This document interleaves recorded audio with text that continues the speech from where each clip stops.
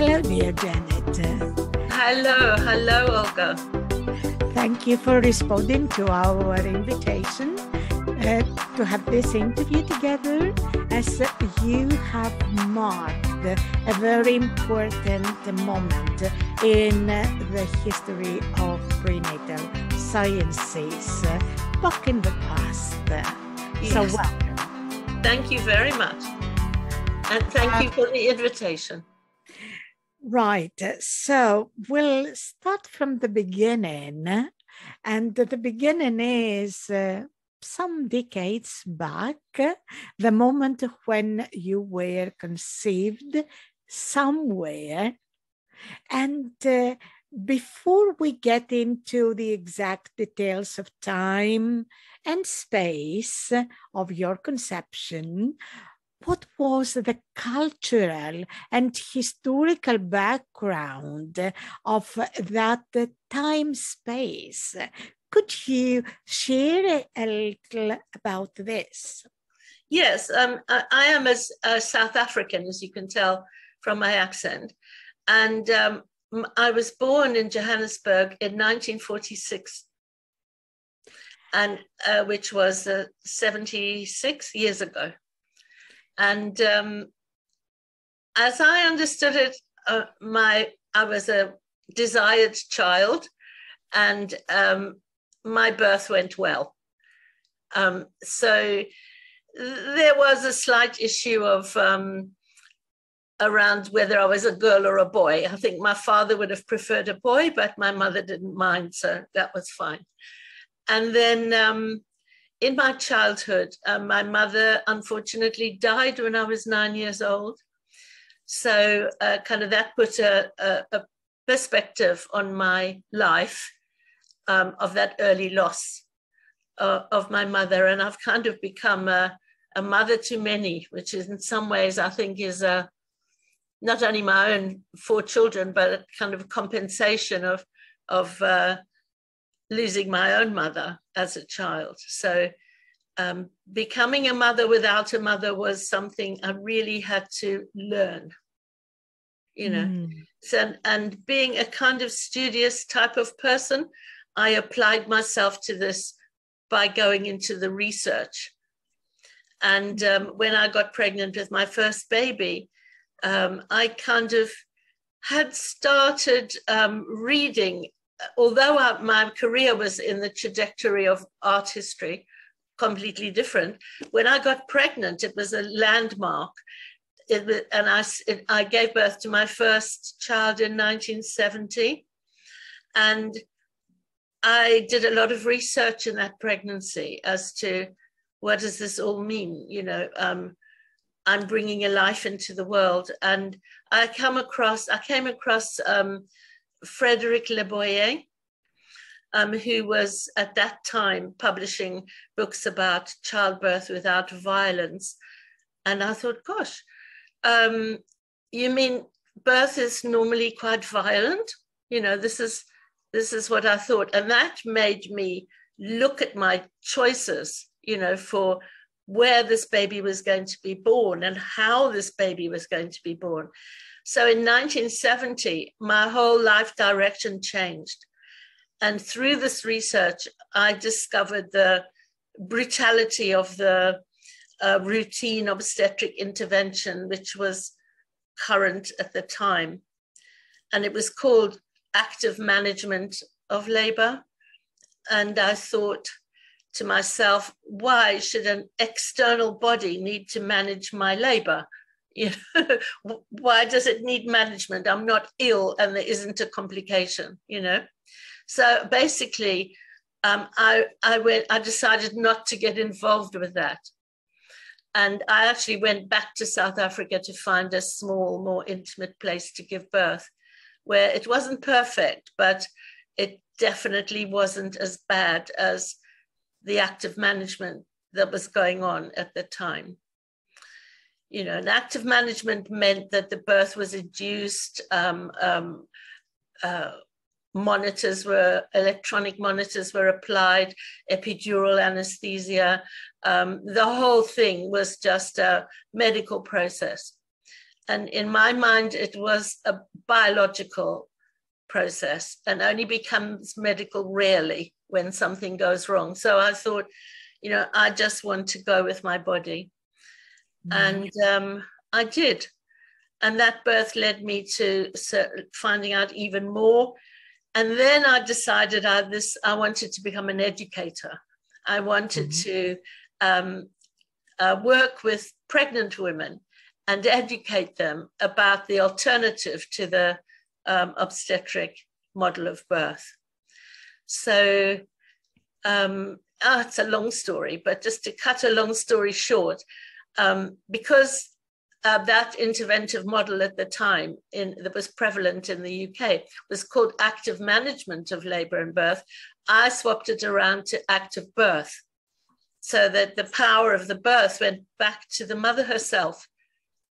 And then also I turned it upside down. So whereas before the woman was lying on her back to receive the medical interventions, in an active birth, the mother is flipped over into her own free position, variants of kneeling, standing, or walking, etc.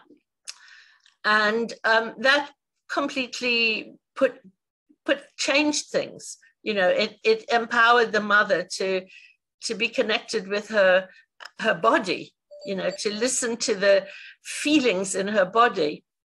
And of course, a woman's body is perfectly designed for giving birth, right down from the structure of the pelvic bones to the hormonal physiology. It's totally fascinating. So I researched throughout my life, and I'm still researching the science of birth, and I've found a way to teach pregnant women and their partners what birth actually looks like and feels like and consists of, in a way that's experiential rather than too informative. Because what's wrong with most birth education is it is appealing to the mind, to the cerebellum, whereas during birth the mind is quite dormant, and it's the hypothalamus and the hormonal systems that are highly active during labor.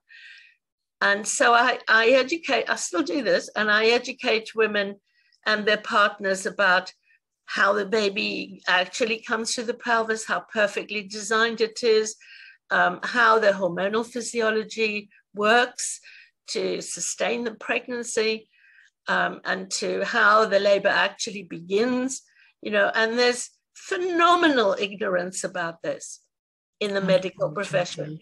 Still. So for example, there's this one example, there's a fashion of routine induction if you haven't had your baby by 41 weeks, which many women would not have done normally. This system of inducing birth is based on a complete ignorance of how labor starts physiologically, that actually it's the baby that sends the signals to the mother. My lungs are ready to breathe. I'm ready to be born. And it is the baby that ends the pregnancy hormonally. The baby produces hormones that end the pregnancy and reintroduce the estrous cycle. And I'm amazed that, why is this not common knowledge? It is true that Professor Klimek, one of the pioneers in prenatal psychology, used it to say, please allow the baby to be born at his own time. There is a time for babies to be born, many decades, but still there is a lot to be done. And you have made an excellent summation.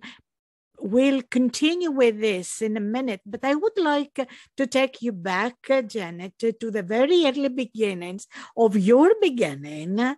And we heard that it was South Africa, right? and it was 1946. And what was the value system in South Africa, or the main challenges or opportunities at that time? There was a Second World War going on already for some years before 1946. So what was the atmosphere like for you at that time? Well, you know, my family, especially on my mother's side, escaped the pogroms in Lithuania. They were Jewish, and they escaped the pogroms in Lithuania, and they arrived in South Africa as immigrants. You know, so my mother was born in South Africa, and myself as well. But we had a very, I don't know how to say, a comfortable life. But what was going on in South Africa was apartheid. You know, there was this terrible political system of apartheid. And then my father, who was one of my key influences in my career, my father was a barrister, and he always worked for the apartheid movement. He defended Nelson Mandela in his final trial, and he was a very interesting person. Also chairman of the Zionist Federation in Israel. And he was a key influence on me, because all of our lives we were protesting against apartheid. So that was the color behind it. And, you know, we may have been the only family in our area who gave certain freedoms to, you know, we didn't treat Black people like servants and slaves, you know. And my grandmother, who did come from Lithuania, my mother's mother, and didn't speak English at all, hardly, she had 13 children. Really? Really. And my mother was, I think, number 9 or something, but she was a massive influence on me, although I didn't know it at the time. So one of the pictures I can share with you is a picture of her. Please do that. Okay. Let me see if I can find it. Forgive me, you'll have to see my screen.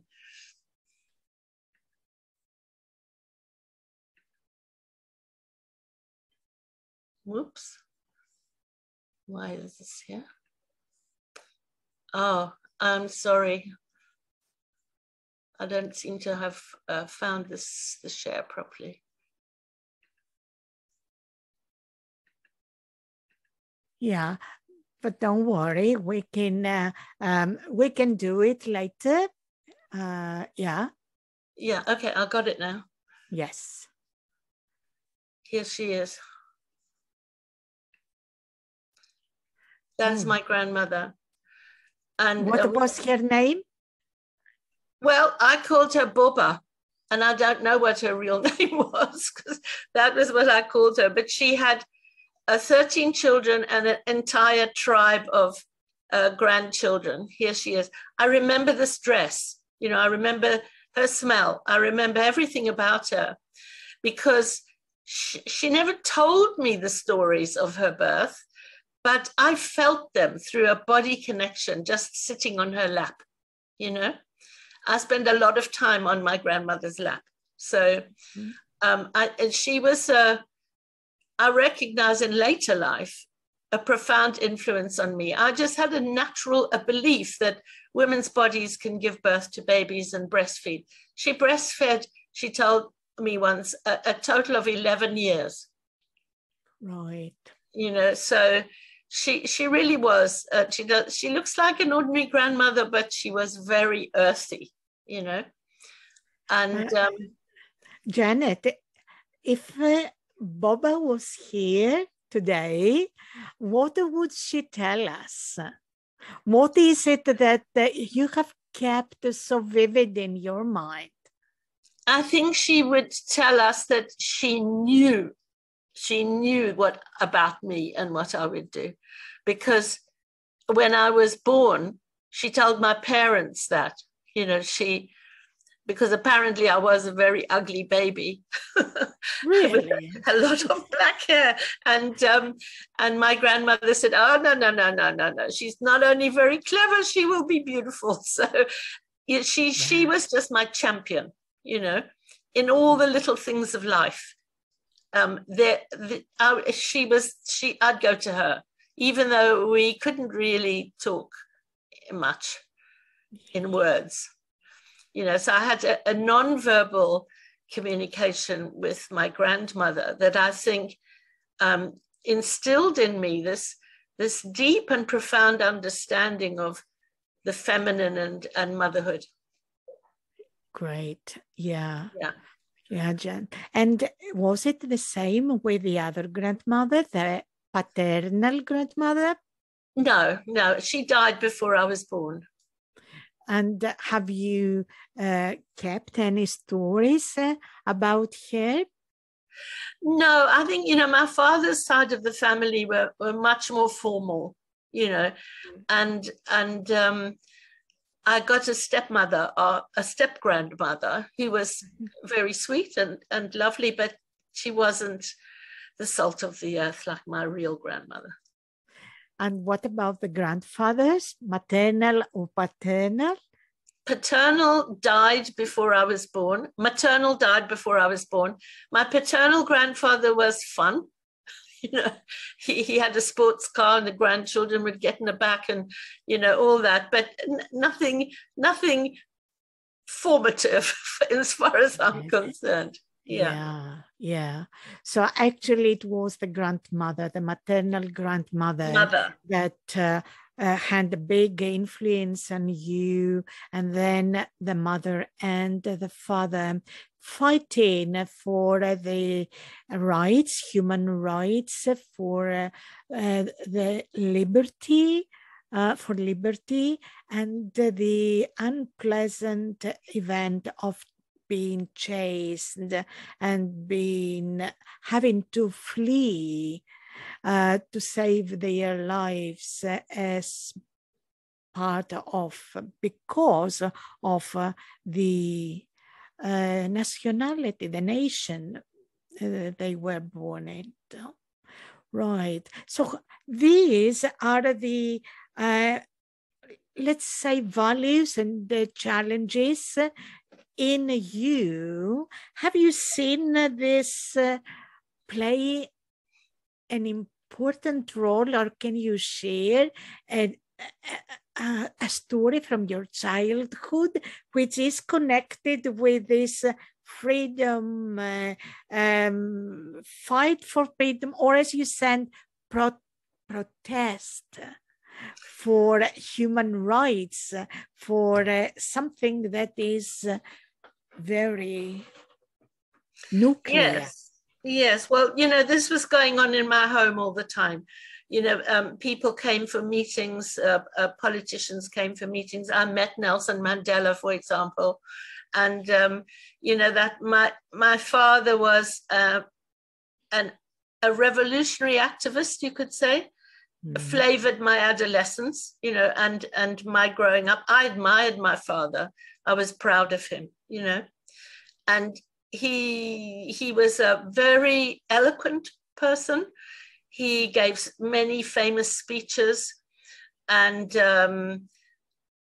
he was always in court. I used to go with him, and sit in the courtroom. And my dad was there with his wig on, being a barrister, and I was as proud of him as he was of me, So in that sense, it was a very positive thing. But on the negative sense, my father was not a very emotional person. I mean, he didn't express, it was common in men in that generation, I think, as well, didn't express feelings very well. So, I don't think he handled it very well when I lost my mother. He did try to find a governess, and he did find a very good one, a very nice one. But I couldn't confide in him. He misunderstood me all the time. you know, and he would send me to a doctor or something, you know, and he wasn't my mother, and he didn't have any of those qualities that my mother and my grandmother had, you know. And when my grandmother died, my mother died before my grandmother, and when my grandmother died, I sort of lost that quality, that connection with love and feelings and understanding that had been in my life as a child. So, and I got a lot of extra responsibilities. My life story is just very rich, but it was, you know, it wasn't easy after my grandmother died. Which happened when? You were 9 when your mom my mother died? died. It must have been, I don't remember precisely, but probably about 3 years later. Okay. You know, Right. and, but my grandmother had a wonderful death, you know. She really did. Would you like to share? Well, I might cry, but it's like... It is all right. Yeah, I mean, well, you know, you saw that hair that was around her head. Well, I know we never saw that undone, you know, but except when she was dying, it was long and along the counterpane of the bed. So when I went in, she saw each grandchild, and then there was quite a tribe, individually before, and gave us each a gift before she died. And her hair was brushed out, so I knew it was a very special occasion. And she spoke to me and she said, "Don't worry about me dying." She said, I've had a wonderful life, and I'm ready to go, and I will probably see your mother, you know, and I'll be together with your mother, and we'll be watching over you, you know. And she said, she gave me a gift. This is what's going to make me cry. She gave me a gift of a cyclamen, you know, a little plant, that beautiful cyclamen, always been my favorite flower ever since.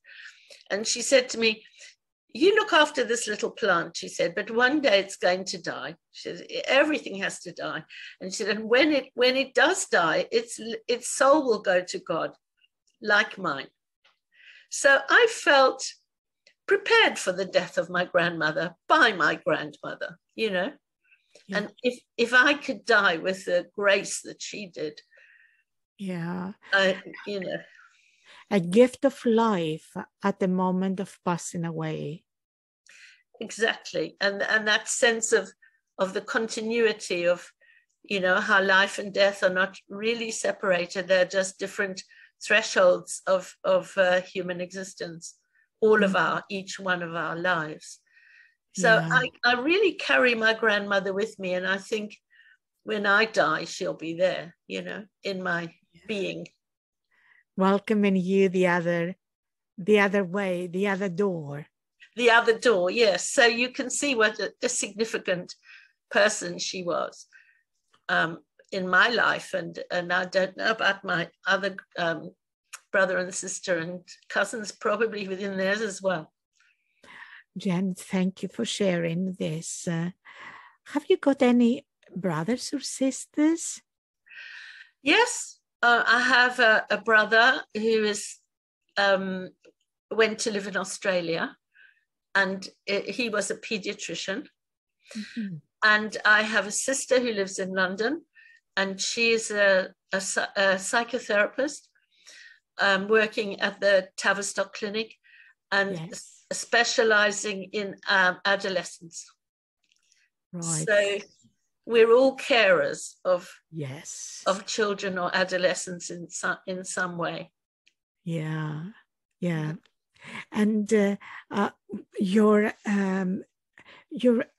understanding of your mom and dad's relationship, wedding, marriage, what was it like, you would say? Well, for as long as it stayed. My father was quite a bit older than my mother. It was my father's second marriage, my mother's first. And judging by the years of grief that my father had after she died, he definitely loved her very deeply. Mm. Yeah. Okay. And now, as you grow and you become an adolescent, a young lady, what was your vision? What do you remember you had as thoughts of the future, your future? Well, my adolescence was a little bit complicated because my father decided to emigrate to Israel, and he sent us ahead of time, and we were there 2.5 years before, and he never ever actually came. And I went to a very nice, wonderful school, which was called a youth village, where all of our teachers had been victims of the Holocaust. And they didn't really talk about it, as Holocaust survivors tend not to. But we were aware of that. So I began to get aware of the history of the Holocaust and what happened to Jewish people who didn't go to South Africa. And, but on a personal level, it was pretty difficult being in Israel and being responsible for my brother and my sister. I was forced into adulthood too early. Yeah.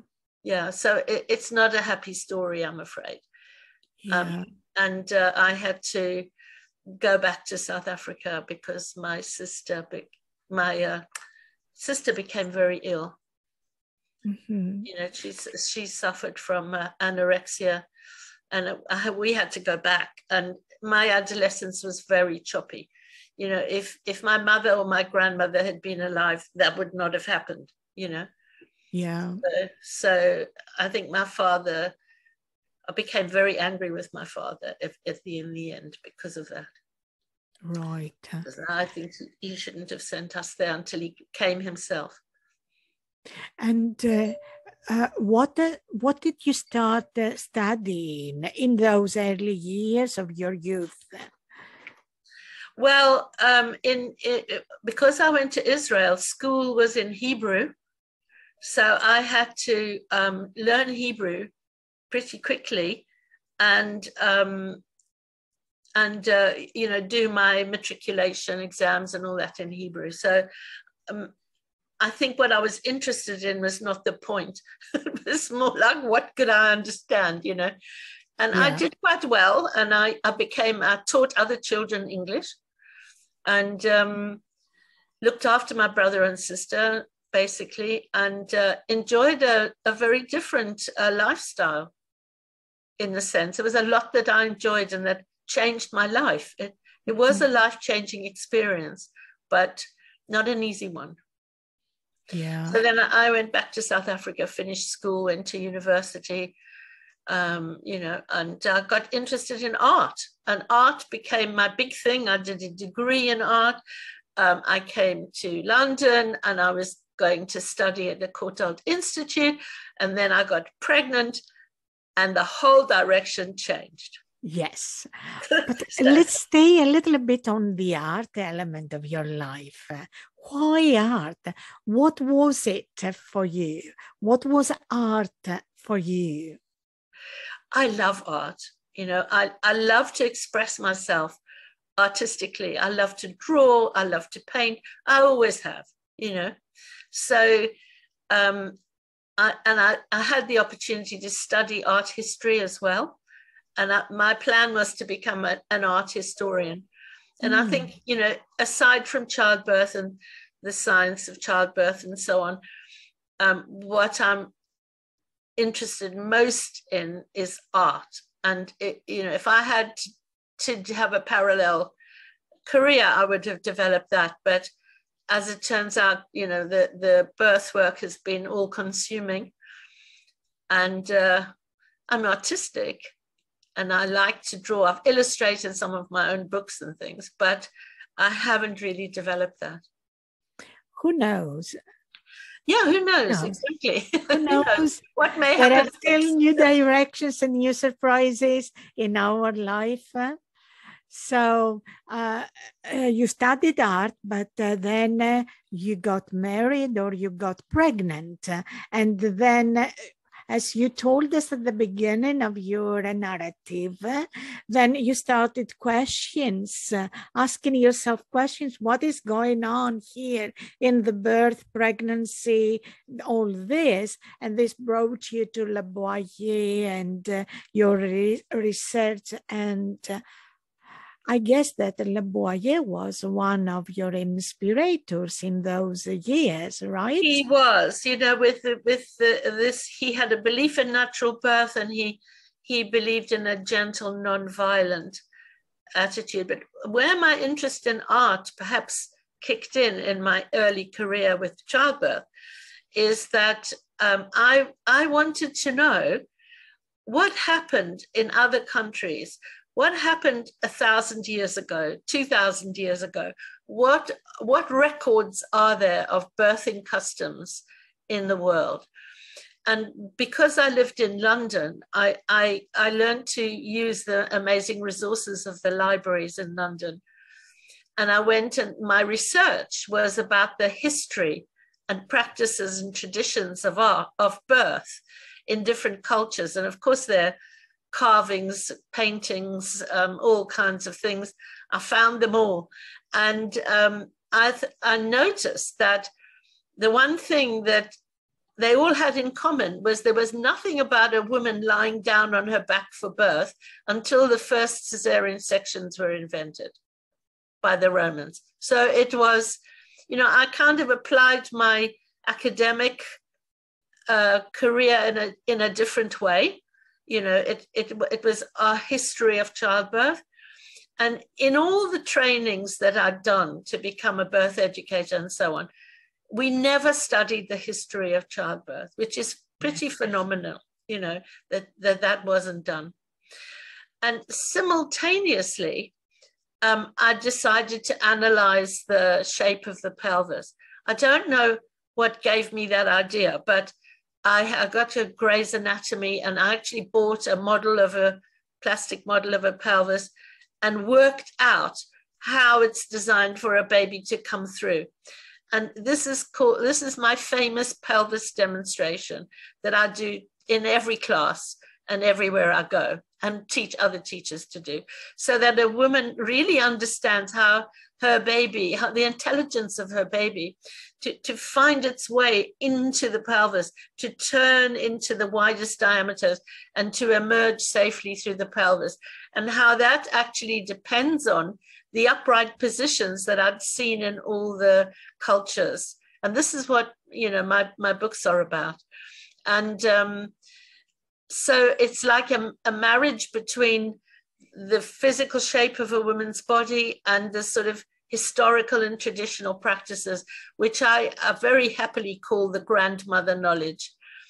And I feel I got that knowledge from my grandmother by osmosis or something, but it was like a kind of knitting together of those two things. And then, I've met many people who've inspired me in my work. Of course, Dr. Michel Audin's got to be one up there as one of the most. In fact, I won't use the word delivered, because we don't deliver babies, we deliver parcels. But he caught my fourth baby at my home birth, and he was a friend and also a great influence. So he introduced the hormonal physiology to me. And this has become a great study with me, and it's nowhere finished, and it's like also Dr. Sarah Buckley, who is an Australian GP, who's written some amazing works about the physiology of the hormonal physiology. So all of that put together is the sort of science of birth, really, And for me, there was yet another thing, which is that I happen to have a passion for yoga. I've had this all my life. And well, not all my life. From my second marriage was to a yoga teacher. And in that pregnancy, I was doing yoga, and I discovered that many basic yoga positions are wonderful preparation for upright birth for a Western woman who's not seen to embody. I greatly believe in learning through the body memory, not through the mind, especially when it comes to something like giving birth. So it's awakened this, and I started little yoga classes for pregnant women, and I still do them. I even do them online now, So it's like 4 decades of sitting down on a mat with the pregnant women and trying out different positions and showing how they open the body for birth. And also there's the inner connection, which helps the woman connect with her wisdom and her guidance from inside, and her inner scan, you could say, and it develops the connection between the mother and the baby.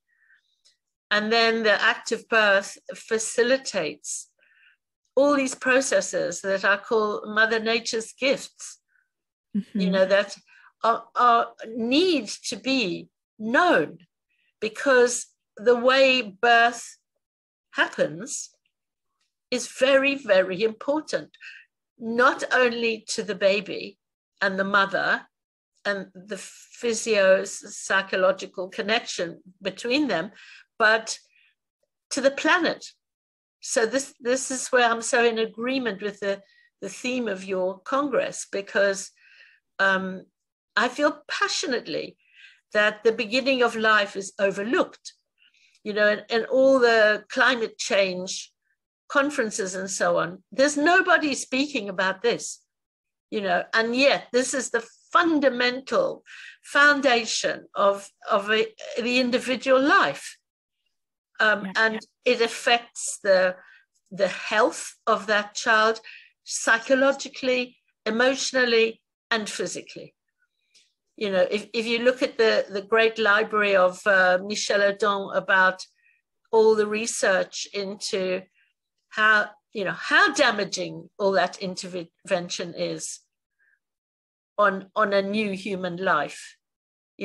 Obviously, if it's to save a life, it's different. But if it's not needed, it ruptures the gifts that nature wants to give to the newborn child, which is, all sorts of things, and the capacity to love, to say the least, because the capacity to love depends on the way all of that goes, the connection between mother and baby, the natural flow of hormones between them.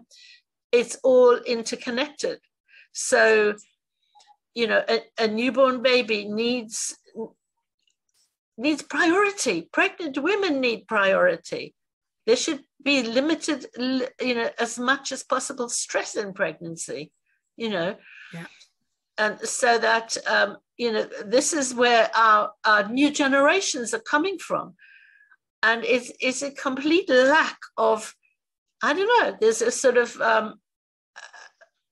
a dead space. What can you say? Sort of no connection with people. And I think it's because there's no connection with their own early lives and their own births. And, how do we know if all the prevalence of disease in children and cancer and diabetes in adults doesn't come from the origins of life, or the premature cutting of the umbilical cord, and so much stuff? Obviously I could go on for days about all of this, because it's become such a passion for me.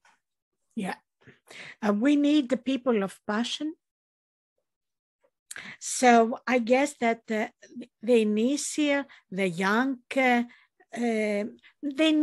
stage of your contribution to this field was mainly focused on your questions, your observations, and your research, which led you to find and connect with the people already mentioned.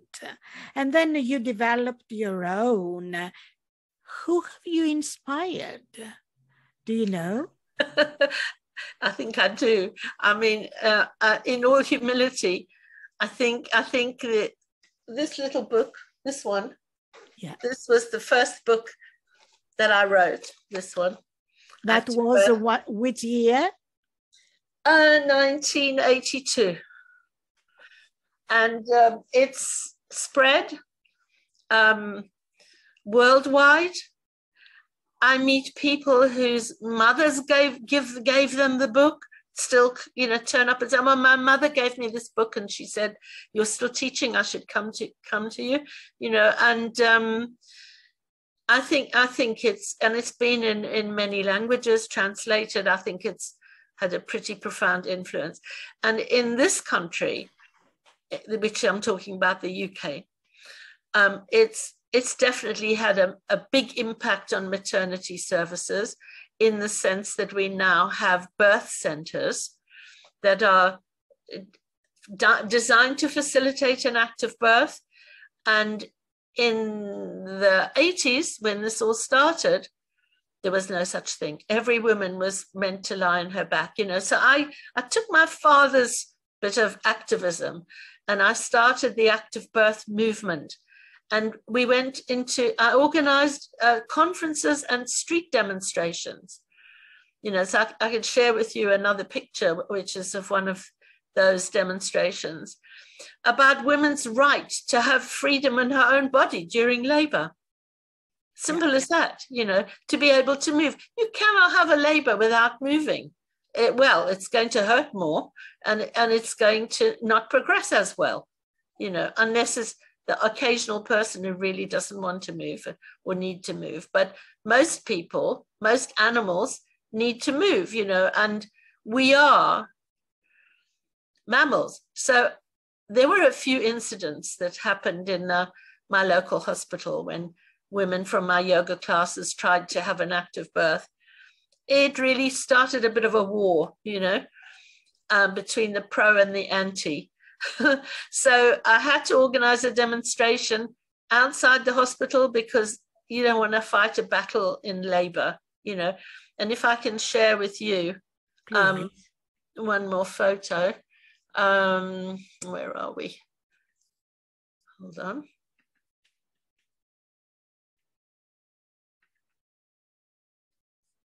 I don't know if you can see this. Do you see that? Yes. Yeah.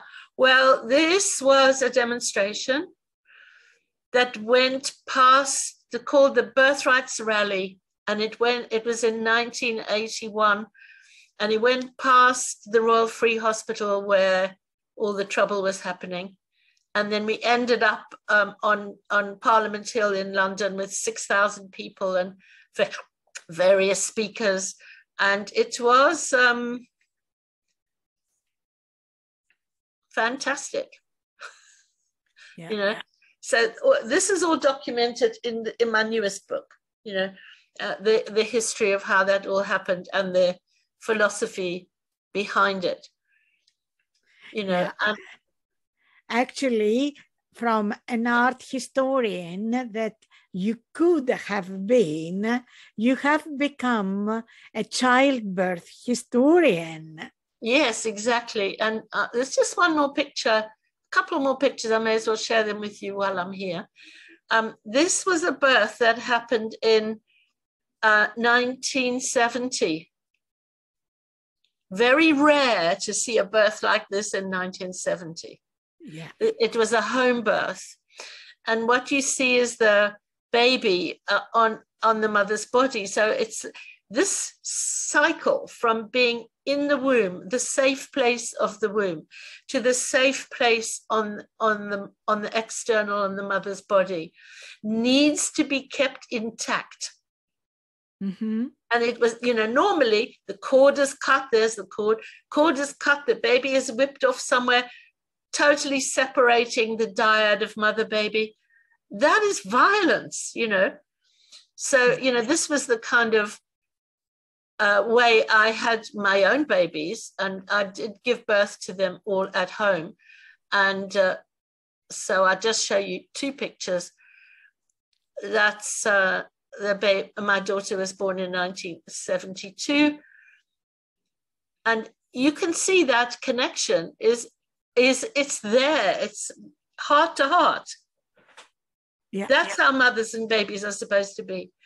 And it's meant to be like that. Birth, a good birth will facilitate that. And if there's a traumatic birth of necessity, there are ways to try and reconnect this. But I think in some ways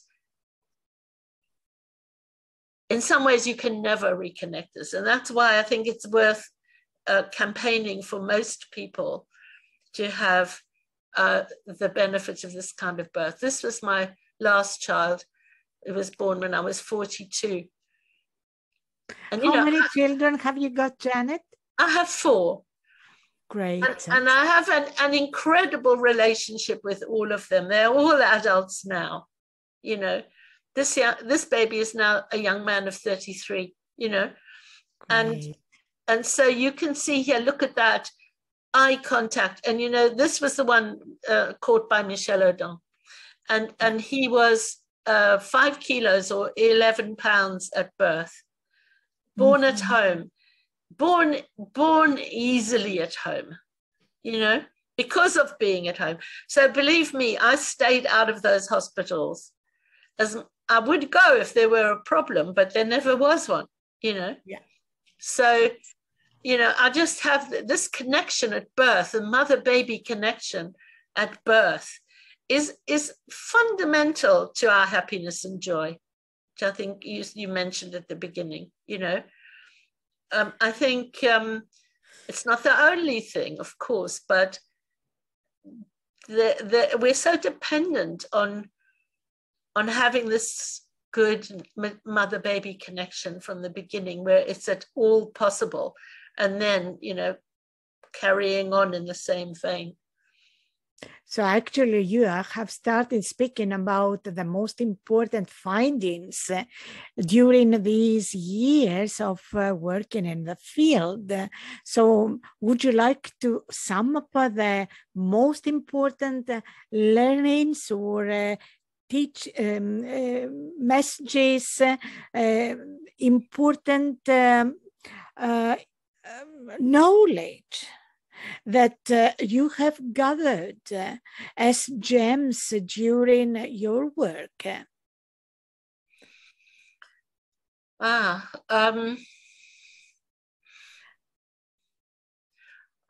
think that it just comes down to 2 words. Birth matters. Yeah. And it matters profoundly for these reasons, because the way birth is designed is to facilitate love. So I have learned that physiology of birth, the science of birth, and love are integral. You know, and we need love on this planet. We need love in our own lives. It's the most important thing to everyone, you know, and we need, if people born in this way are likely to be more tender to others. Yeah. So I'm not sure if it's the main answer to everything, but I do believe that a baby born like this and connected like this with its mother and growing up further than the birth with the same attitude would be capable of killing another human being. Yeah. So it is either love or violence. Yes. And that is mirrored in life, you know, and so many things go back to the origins, you know, and I think it's mirrored in life. I mean, I don't suppose, you know, everybody fighting in a war was not born normally and not born naturally, but somehow the roots of that have not been withheld in the society, you know. Yeah. You know, it's love is key. Love is key to all of us. So I think if I were to wrap it up, I would say love is key. And the science of birth and pregnancy and early nurturing is to foster love. So actually, Janet, perhaps it is high time we introduce the module of love in education, in everyday life, in academia, etc., because it seems that there is a gap here, especially with so much violence and intervention. I think the majority of people needs to reconsider what is love. Do I love? What is it? Yes, and most importantly, it's something we feel. we feel it here in our hearts. If we can live from there in towards others, I believe it will be a much better place. But this doesn't mean a lot to people who are disconnected. And are living their life through the mind. But, I believe I can only fight one campaign. So my campaign is to help as many mothers and babies as I can in every way that I can to have this connection at the beginning of life. And I trust that, some new children, new generation will be born who will carry this through into the rest of life. I hope so. So this brings us to a question, Janet. What would you like to communicate to educators who see the children very soon after their birth with all these kindergartens, playgroups, etc., and then the primary education, etc.? What is your message to these educators?